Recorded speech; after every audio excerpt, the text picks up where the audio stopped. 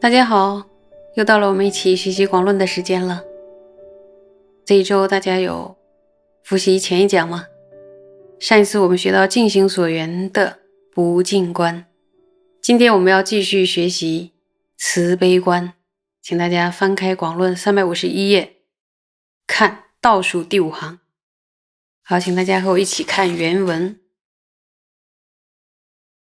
慈为普缘亲愿中三，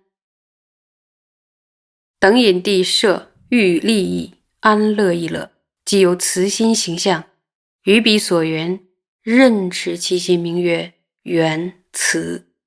是于心境具说为慈。那么缘着亲友仇敌与关系中等的这三者，属于呢等引地所设的承办利益安乐的这个心念，就是慈心。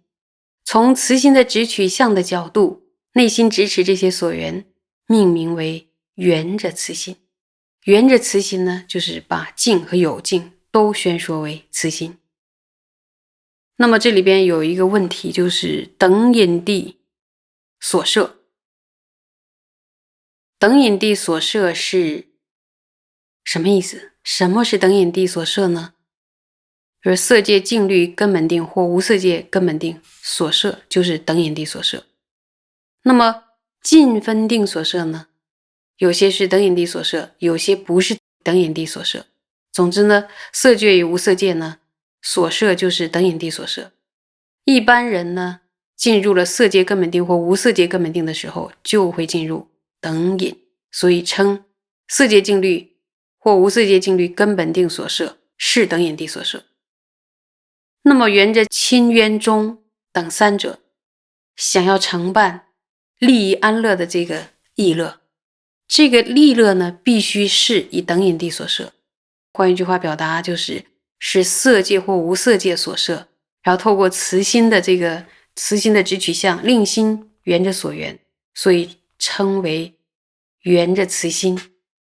这里的缘着慈心呢，并不是像缘着不净一样心缘着另外一个净，而是呢令心从慈心的形象来缘取所缘，所以称之为缘着慈心。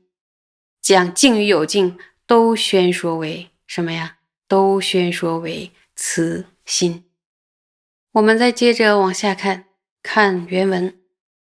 缘缘起者，缘缘起者，谓为依三世缘起之法生违法果，除彼等外更无实作业者，实受果者，即缘是义，任持其心。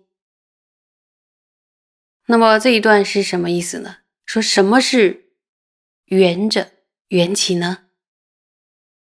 所谓缘着缘起，是指只是依靠着为三世所生的缘起之法而出生违法之果，并没有这以外的造业者与领受果报者。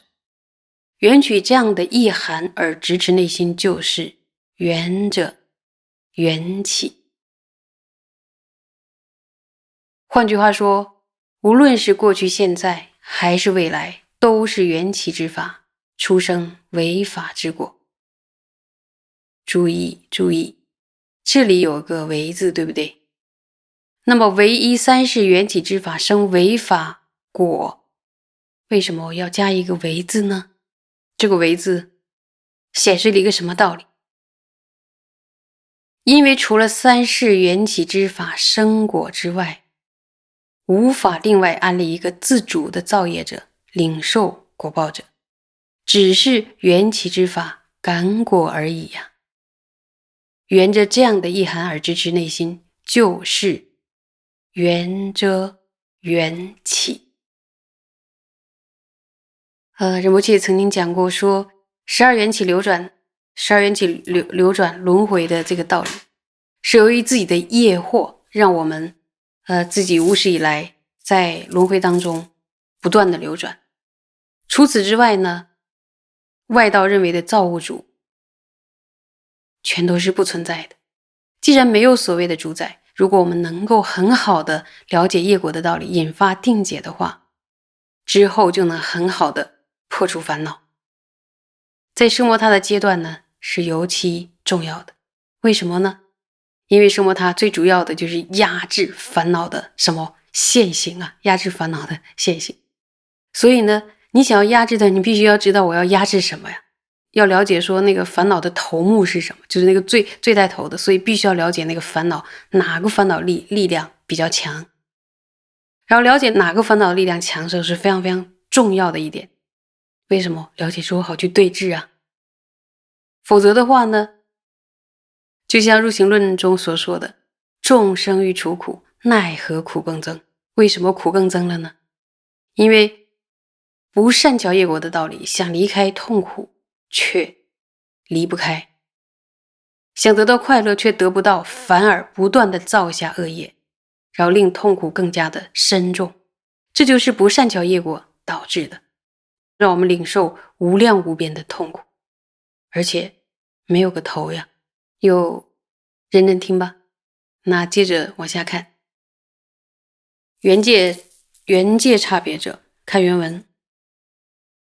缘界差别者，为个别分析地水火风空识六界，即缘此界，任持其心。那么下面该到缘着界的差别了，对吧？那什么是缘着界的差别呢？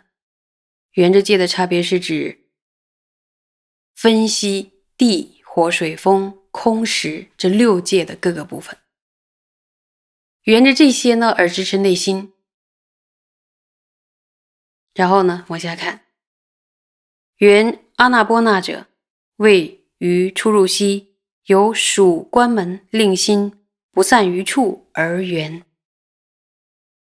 前边解释过了，阿那波那呢就是出入息，也就是属息观嘛。什么是缘着出入息呢？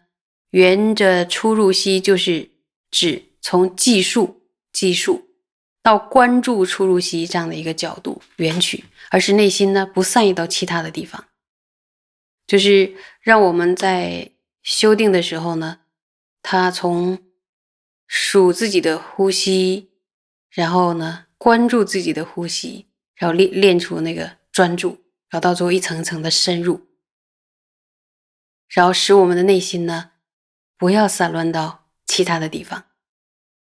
以上我们就学完了净行所缘。净行所缘有几种？有5种。不净、慈心、缘起、界的差别，还有什么？阿那波那。能不能记起来呢？大家回去可以看一看。我不知道你们学了之后会不会产生又有点着急说啊，那到底每一种所缘是什么？我到底该修哪一种？然后先耐心的听，然后不要马上就开始修，先听清楚了，然后把不懂的弄懂，因为你总得把修行的次第要搞清楚。好吧，耐心的听，然后今天就讲这些，然后下周继续学，谢谢。